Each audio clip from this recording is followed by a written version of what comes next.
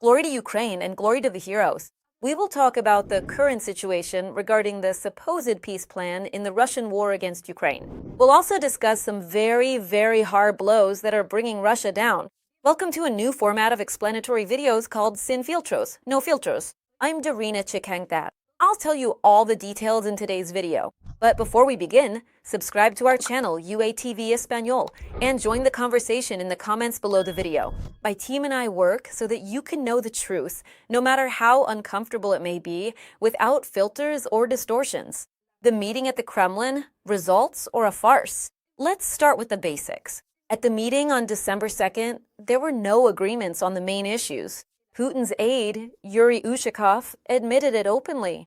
They discussed the so-called peace plan, but Russia only accepts the parts that suit them, with no fixed deadlines. Putin is comfortable because Trump isn't demanding an immediate ceasefire and is willing to negotiate while the fighting continues. Sanctions are already in place, so the focus is on avoiding new ones in a slow-burning peace process.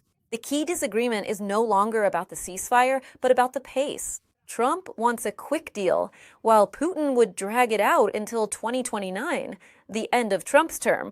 Putin showed up an hour and a half late to the meeting, which, in Putin's own diplomatic language, is a sign of disrespect. I'm the czar, wait for me. And they promise not to go to Kiev, breaking the logic of diplomacy. And let's move on to the commentary from someone who, if they had been president, there wouldn't be this war. President Putin had a very good meeting yesterday with Jared Kushner and Steve Witkoff. I can't tell you what came out of that meeting, because it takes two to tango, just like in Ukraine. I think we have a pretty solid agreement with them. They are very satisfied considering this. But the sad thing is, if I had been president, there wouldn't have been any war. They would have had 100% of their territory. Nothing would have happened. It's a very sad situation. This little group sounds like a broken record. Now, friends, let's talk about the heaviest part of this tango for two, with extra dancers and very short steps. Failures in diplomacy and the absence of key players. This is real diplomacy. There's no ceasefire on the agenda.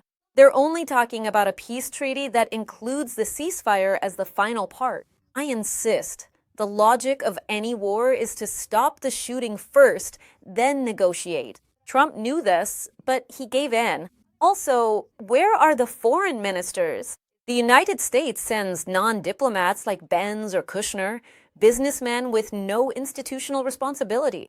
Russia uses Ushakov so as not to offend.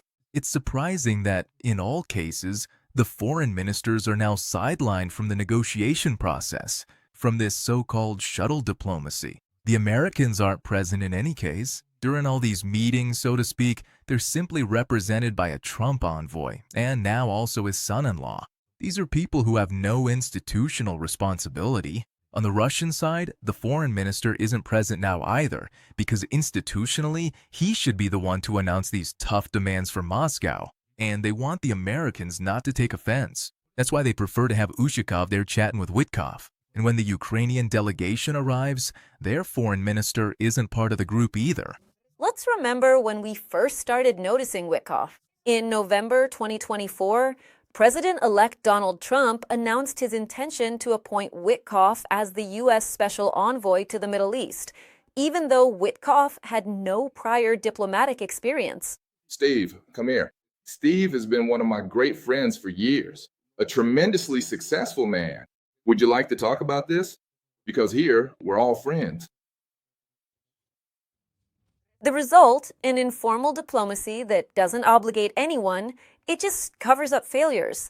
Russia, weak and desperate, where it demands the shutdown of U.S. arms sales programs to Ukraine, even those funded by Europe. I would say it begs to disarm little Ukraine compared to Russia, because it can't achieve its goals in this Russian war, which has lasted almost 12 years now, 4 of which have been full-scale war. And did Putin manage to fully occupy the regions he already added to his Russian constitution? No, he didn't manage it. Did the Ukrainian government get overthrown by taking Kyiv in 3 days? No, not in 3 weeks, not in 3 months, not in 3 years. Hitler would be ashamed of his failed copycat. Putin is only good for attacking civilians. What was Trump's reaction to this so-called meeting? Trump told the press in the Oval Office that the Russians are eager to reach an agreement to end the war in Ukraine. Do they want to end the war? Turn around and go back to your Russian homes and stop invading other people's lands and towns. Where was I? Oh, right. Reaction from the American president. He, Putin, would like to end the war. That was his impression. Now, regardless of whether that was his impression, his impression was that he would like to see the end of the war. I think he would like to return to a more normal life. I think he would like to trade with the United States, frankly, instead of, losing thousands of soldiers a week. But his impression was very strong that he would like to reach an agreement. The Ukrainian delegation at the so-called peace negotiations received an invitation to the United States for a round of talks following the meetings at the Kremlin. While Ukraine continues to face Russian military aggression, the U.S. State Department renamed what was formerly the Institute of Peace, an independent expert entity, turning it into an institution named after President Donald Trump. At the same time, neither its future funding nor the structure of its subordination of this entity have been defined yet. Our congratulations and a shower of thanks. A realistic framework for ending the Russo-Ukrainian war. The search for a realistic framework to end the Russo-Ukrainian war on terms acceptable to Ukraine, the so-called theory of victory, remains a major unknown debated by global experts. We have to see the results. It's very hard to say anything just by looking at their faces. I think steps have been taken, and we need to keep moving forward. Of course, to defend the country's interests. But we must be prepared for the possibility that a difficult decision will have to be made. And of course, we might not be as satisfied as we'd like, but the positive thing is that we're still making progress.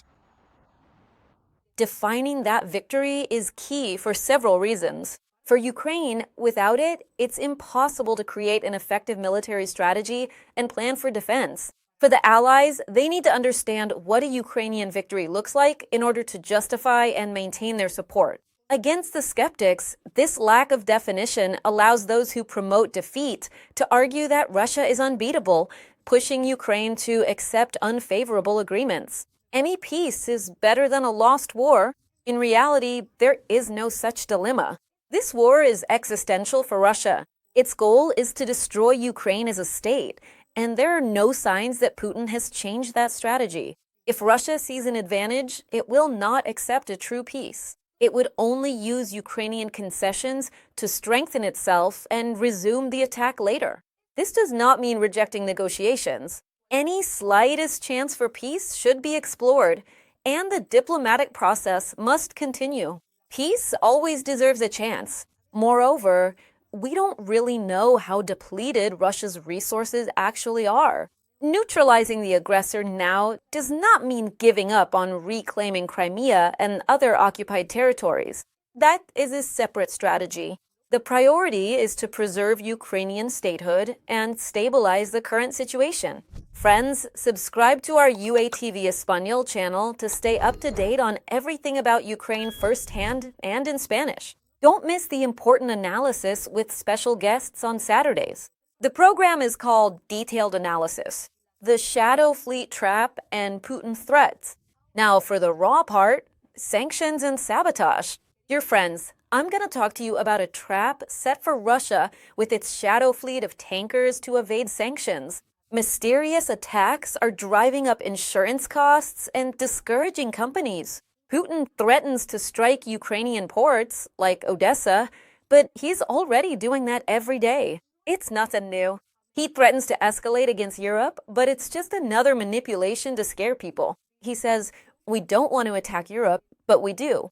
Just like he denied invading Ukraine before 2022.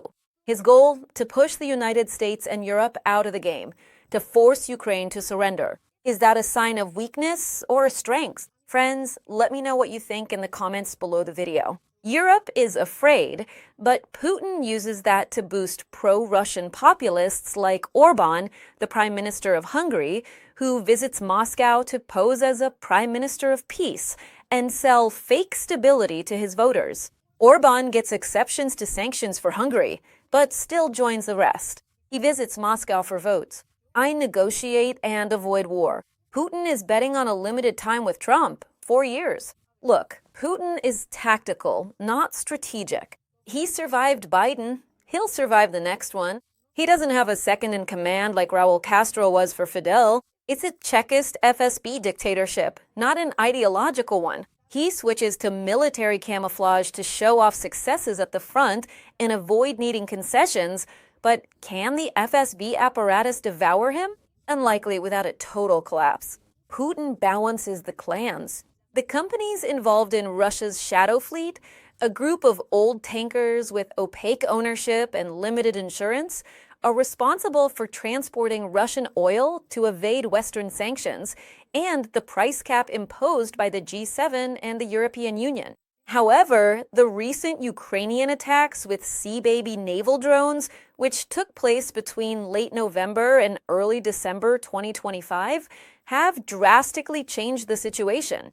These attacks have damaged several vessels linked to Russian transport, such as off the coast of Senegal, where external explosions caused water to enter the engine room. As a direct consequence, the risks for ships and crews have become unacceptable. War insurance has increased by more than 250% in areas like the Black Sea, and the threats of physical damage, possible spills, or even loss of life are deterring companies from continuing to operate. A clear example is Besikta Shipping, which on December 2nd announced a complete halt to operations involving Russian interests.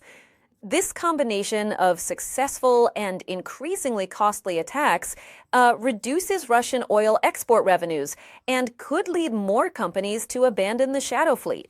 And another hard blow to Russia, folks. Suddenly, Dmitry Medvedev shows up, responding to Europe. Let me give you the context, folks. Right after the meeting on December 2nd, on December 3rd, Ursula von der Leyen announced a proposal from the European Commission to finance Ukraine with up to 90 billion euros in 2026 to 2027, preferably through a reparations loan backed by Russian assets frozen in the European Union, mainly in Belgium, via Euroclear. In response, Dmitry Medvedev, former Russian president and deputy head of the Security Council, stated on Telegram that if the European Union seizes these assets for such a loan, Russia could interpret it as a casus belli, a formal pretext to declare war, with consequences for Brussels and individual countries in the bloc.